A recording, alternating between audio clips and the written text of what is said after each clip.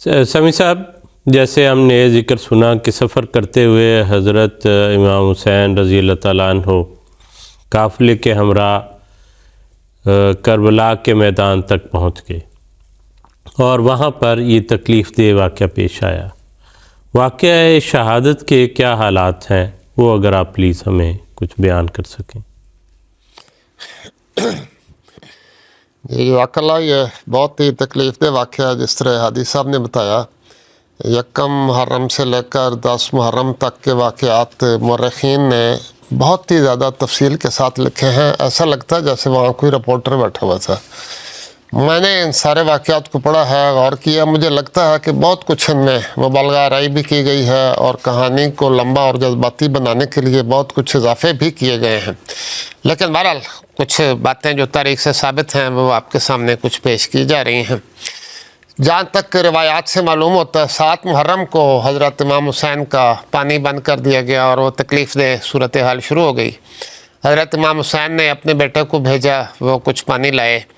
اس دوران گفتگو جاری رہی ابن سعد اور امام حسین کے درمیان، اور انہوں نے ہر پہلو سے امام حسین کو یزید کی بیعت کرنے پر مجبور کیا۔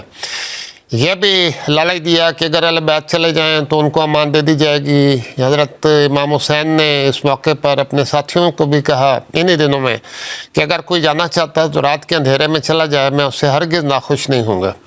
لیکن امام حسین کے اس کہنے کے باوجود کسی نے آپ کا ساتھ چھوڑنا پسند نہیں کیا اور جان دینے کے لیے آمادہ رہے، باوجود اس کے کہ پتہ لگ گیا تھا کہ دشمن مارے بغیر اب کسی بات پر راضی نہیں ہوگا۔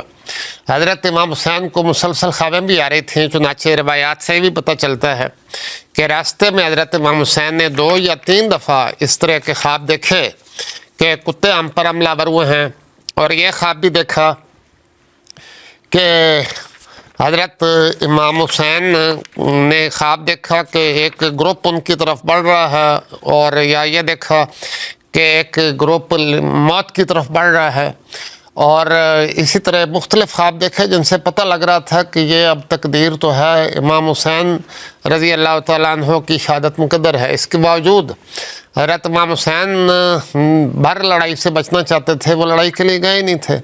انہوں نے یہ بھی پیشکش کی کہ میں واپس چلا جاتا ہوں، مجھے تو کوئی فالوں نے خود بلایا ہے۔ اس گفتگو کا کوئی نتیجہ نہیں نکلا، بالآخر 10 محرم کی رات آ گئی، یعنی 10 محرم سے پہلے حضرت امام حسین نے اور ان کے ساتھیوں نے ساری رات یہ رات عبادت میں گزاری اور اپنے اہل و عیال کو بھی نصیحت کی کہ میرے مرنے پر صبر کرنا اور کسی قسم کا نوحہ نہیں کرنا۔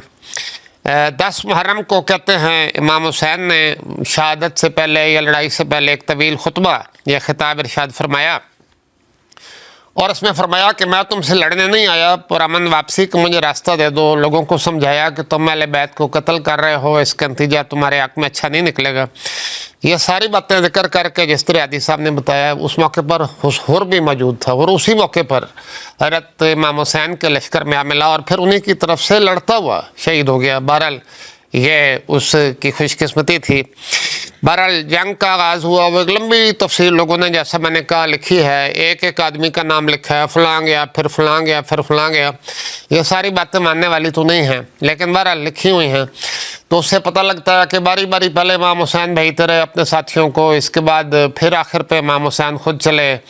وہ بلکہ اس سے پہلے زور کی وقت یہ شروع ہوئی، نماز خوف ادا کی گئی جس میں امام ہوتا ہے اور اس کے ساتھ چند لوگ ہوتے ہیں، پھر پیچھے دوسرے لوگ، وہ ایک الگ سلسلہ ہے۔ تو زور کی نماز خوف کے رنگ میں ادا کی گئی، جس کا قرآن شریف میں بھی ذکر ہے۔ تو لڑائی ہوتی رہی، عصر کی نماز تک یہ چلی ہے۔ تو بعض روایتوں سے پتہ لگتا ہے کہ امام حسین بھی پیاسے تھے، گھوڑا بھی پیاسا تھا، امام حسین اس کو فرات کے کنارے پر لے گئے، اور بعض روایتوں سے یہ پتہ چلتا ہے کہ امام حسین نے عصر کی نماز ادا کی تو اس موقع پر آپ کا سر مبارک کاٹ دیا گیا۔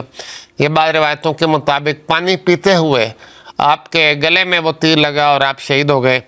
یہ تاریخ انسانیت کا اور تاریخ اسلام کا بہت ہی دردناک واقعہ ہے۔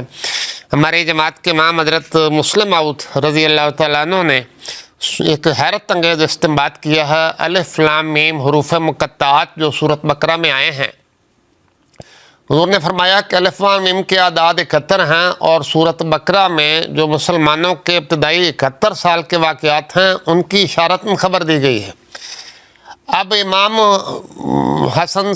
حسین سے پہلے حضرت معاویہ کی جو وفات ہوتی ہے وہ 60 ہجری میں ہوتی ہے، اور اگر اس میں رسول کریم صلی اللہ علیہ وسلم کی بعثت کے 13 سال ڈال لیے جائیں جو مکی زندگی کے ہیں تو وہ 13 جمع 60 73 بنتے ہیں۔ تو حضرت 60 ہجری میں ان کی جو وفات ہوئی ہے اس سے انہوں نے وفات سے 2-3 سال پہلے ان کی بیعت بھی لی ہے، تو یہ واقعہ وہی بنتا ہے کہ امام حسین کی جو شہادت ہے وہ 61 ہجری میں ہوئی ہے۔ تو 61 ہجری میں شہادت ہوئی اور اس سے 2-3 سال پہلے جب بیعت لی تو گویا وہ بین ہی وہی سال بنتا ہے جس سال حضرت معاویہ نے حضرت امام حسین کے خلاف یا اس کی وعدے کی، امام حسن کے وعدے کی خلاف ورزی کرتے ہوئے یزید کی بیعت پر لوگوں کو مجبور کیا۔ تو بہرحال یہ ایک واقعہ ہے، بہت دکھ دہ واقعہ، اور 300 ہجری میں کہتے ہیں کہ پہلی دفعہ ان کا حسین کا غم منانا شروع کیا گیا، سوگ منانا شروع کیا گیا۔ تعزیہ کا ذکر بھی آیا تھا، پہلے بھی تعزیہ بنانا شروع کیا گیا۔ تو اس سے پہلے غم تو منایا جاتا ہوگا لیکن اس طرح تعزیہ کے طور پر اور باقاعدہ 10 محرم کو باقاعدہ منانا اور محرم کے ایام میں اس طرح ذکر کرنا پہلے نہیں تھا۔ بہرحال کہتے ہیں کہ 300 ہجری کے قریب یہ غم حسین اور سوگ منانا شروع کیا گیا۔ تو یہ تاریخ کا ایک دکھ دہ واقعہ ہے جس پر امت مسلمہ بہرحال آج تک آنسو بہا رہی ہے۔ بہت سے سبق اس میں ہیں جو امت کو سیکھنے چاہیے۔ جزاکم اللہ۔